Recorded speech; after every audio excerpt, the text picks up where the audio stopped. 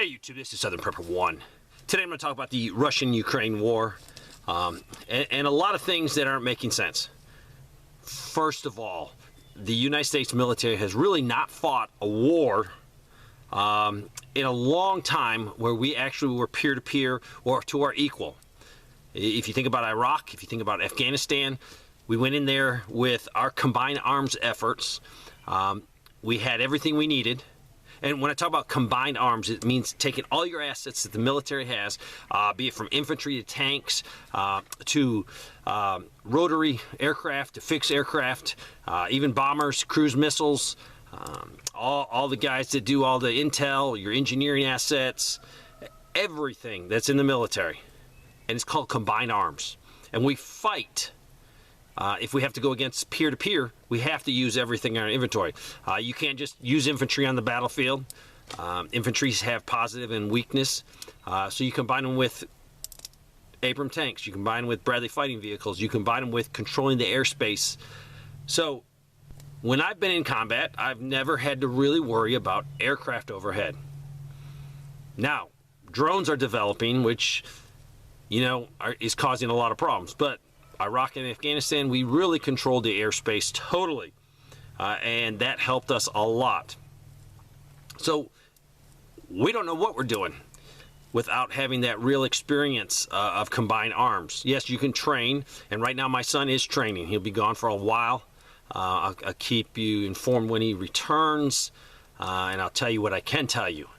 But pray for him. Pray for some other friends I have that are actually going to Poland. So, a lot of things are happening behind the scenes, which is really scary. We've never really, in a long time, have faced an attack against the home front.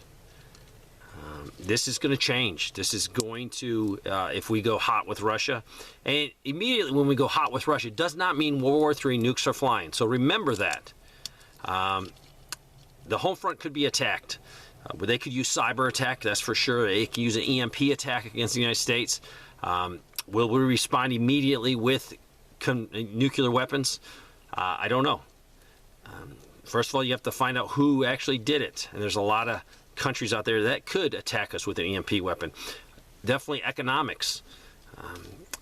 When you're deployed overseas and you're fighting, they're not even wars, they're not even battles, it's insanity. If you're Iraq, Afghanistan, you really didn't have to worry about the home front. You didn't have to worry about your parents, your kids, your nephews, your nieces, your grandparents. You didn't worry about that, your wives, your husbands, because the home front was safe. But if this conflict with Russia goes hot, and we are in a conflict with Russia, we're just using the poor Ukrainians. We're using taxpayer money, taxpayer equipment, and the poor Ukrainians. It's almost impossible to go overseas knowing that the home front is being attacked, that there's problems. When I was overseas, I was like, my family's okay. If we go to war with Russia, and if we go to war with Russia, probably Korea could decide, hey, I want to cross the border because we'd be tied up. China could definitely try to take Taiwan. There could be a whole mess of problems in the Middle East. But our fearless leaders will have their bunkers. Their family will be safe. One of our fearless leader, Pence, Vice President Pence, said that we need to hurry up and get the F-16s to Ukraine. He also stated that we need to do everything in our power and give Ukrainians whatever they need to fight the Russians. This man, a professing Christian, should be saying, we need to sit down and talk peace. We need to stop hostilities. We need to have a ceasefire. We need to see if we can work it out at the peace table. Yes, Ukraine's going to lose territories. They're going to lose a lot more territory if they don't sit down and talk a solution. I feel terrible for the Ukrainian people. They're being sacrificed. They're being butchered. It's sort of crazy because I look at the equipment that NATO's giving, all this different equipment. How in the world those poor guys learn it? I mean, it's bad enough if you're on one piece of equipment in the United States, you know, one anti-tank weapon system that you've mastered. Over there, there's so many of them. How do they do logistics? How do they do resupply?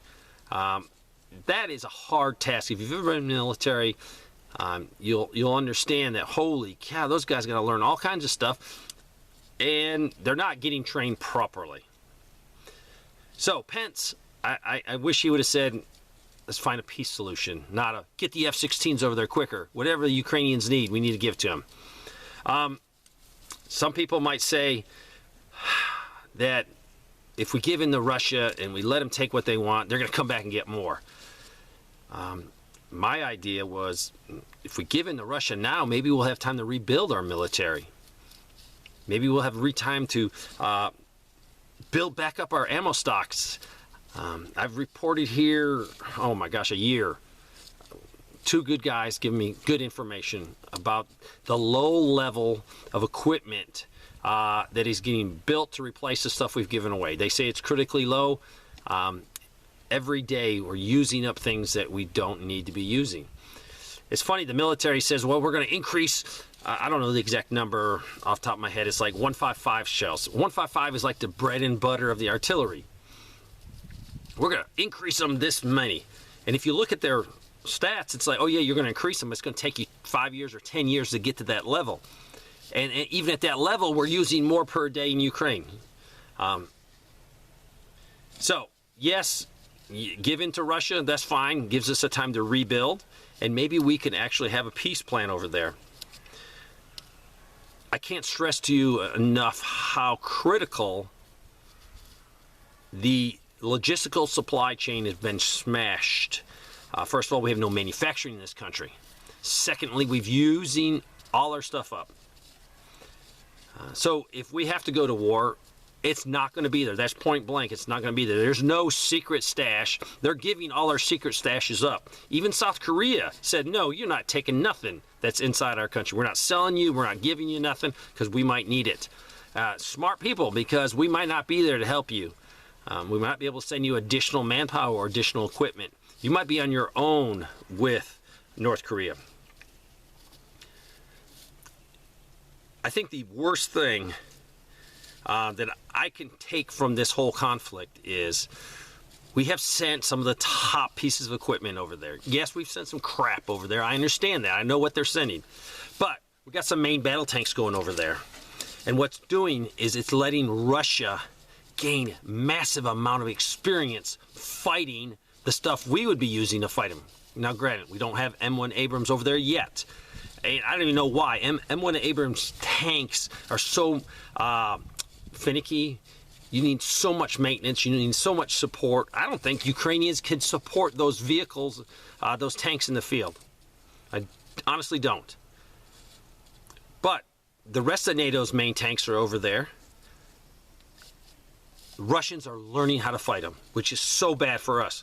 They're getting massive amount of experience. I think Russia will come out of this strong in the sense that their core military will be battle tested, battle hardened, and they're going to know how to fight our equipment. We are not gaining any experience. We're not fighting the Russians' equipment. Yes, the Ukrainians are, but it's not like having the real U.S. servicemen. Now, I'm not saying let's go fight so we get experience. No, I'm not. But when we do have to fight them, we're going to be at a huge disadvantage. The counteroffensive has started in Ukraine, that is for sure. Is it the main punch? No. They're probably trying to figure out where their weak spot is so they can punch that spot and penetrate. Russia just doesn't have one line of defense. It's not like, okay, we get through that wall of troops and soldiers and equipment. No. They have defense in depth. So, yeah, you break through here, but guess what? You got additional layers of defenses to get through. So it's going to be very hard for Ukraine. Basically, they don't have the experience. They've lost so many of their core NCOs, their junior leaders, and that's what makes the military function, is those guys on the ground that have experience. That's what leads the military. It's not generals. It is NCOs. It's junior leaders on the ground making things happen. So Russia's getting stronger. They're getting experience. We're wasting our equipment. The Ukrainians are getting killed. The bankers are making money. The military-industrial complex is making tons of money. I'm trying to figure out a winner here. It's not the American people that are paying for everything. It's definitely not the Ukrainians that are getting slaughtered. So, could a politician just say the war is pretty much over for the Ukrainians? Could we get to the peace table? Could we save some lives? Every day they could end the war is going to save tons and tons of people. They're going to save fathers. You're going to send sons. You're going to save all kinds of people that is going to be perished for, and there's no purpose for it. This war is over. If NATO doesn't want it to be over, then NATO's going to have to contribute troops on the ground. Poland has made some statements saying they'll do it. They'll send their army. Poland's a sovereign nation. They could. Now, if they get involved, will they say, uh-oh, we need NATO's help because we're getting our butts whooped? Will NATO go in, seeing that Poland went in first? I don't know. I'm just praying for an end of the war. That's all I want. I've been in combat. I've lost buddies. I've put their bodies in body bags. It is the worst feeling in the world when you do that. But there's another feeling worse than that, knowing that parents and loved ones are going to get that body back in the States. And it's a final thing for them. And looking back over the 20 years, this war on terrorism, I'm still so confused. A bunch of people from Saudi Arabia attacked the World Trade Center, but we go to war with other countries and other people. I don't understand that one. If someone can explain that to me, I would love to know why. I do know why.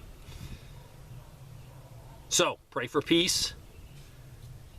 Mentally prepare yourself if we do go into a conflict with Russia. You might not start off as World War III in the sense of a nuclear World War III. I could see Russian and Chinese subs off our coast hitting the United States with cruise missiles with conventional warheads. That could definitely happen. It doesn't have to be nuclear weapons in day one. Hopefully it's not. Hopefully it's never. Keep prepping. Keep praying. Keep developing relationships with your friends and family. And also look to develop relationships with people in your community, because that's what's really going to matter. People. People's ability to process things. People's ability to bring more resources, to bring more knowledge to your local community. That's how you're going to survive. Thanks for watching.